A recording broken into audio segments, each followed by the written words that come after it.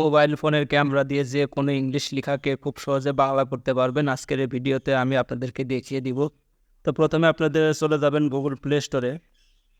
Google play স্টোরে চলে আসার পর উপরে সার্চ বার রয়েছে, এখানে লিখে দিলেন গুগল ট্রান্সলেট।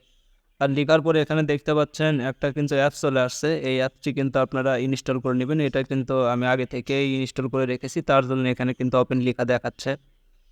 তো অবশ্যই আমি ওপেনে ক্লিক করে দিব।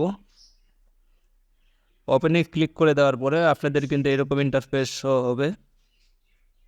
তো এখন যেটা করবেন, এখানে দেখতে পাচ্ছেন ক্যামেরা কিন্তু রয়েছে, এখানে ক্লিক করে দিবেন। এখানে ক্লিক করার পর ক্যামেরাটা কিন্তু ওপেন হয়ে যাবে। এখানে দেখতে পাচ্ছেন এখানে ক্লিক করে দিবেন। এখানে ক্লিক করে দেওয়ার পরে গ্যালারিতে যাবে এবং গ্যালারি থেকে যে কোনো ইংলিশ লেখাকে স্ক্রিনশট দিয়ে রাখবেন।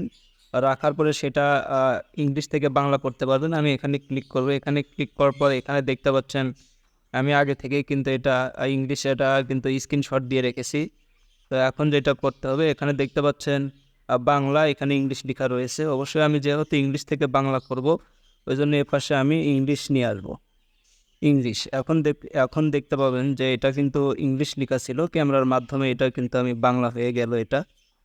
তো ভিডিওটা যদি আমার ভালো লাগে অবশ্যই আমার ফেসবুক পেজটিকে ফলো করবেন এবং যারা আমার ইউটিউব থেকে দেখছেন অবশ্যই সাবস্ক্রাইব করে সাথে থাকবেন। ধন্যবাদ সবাইকে।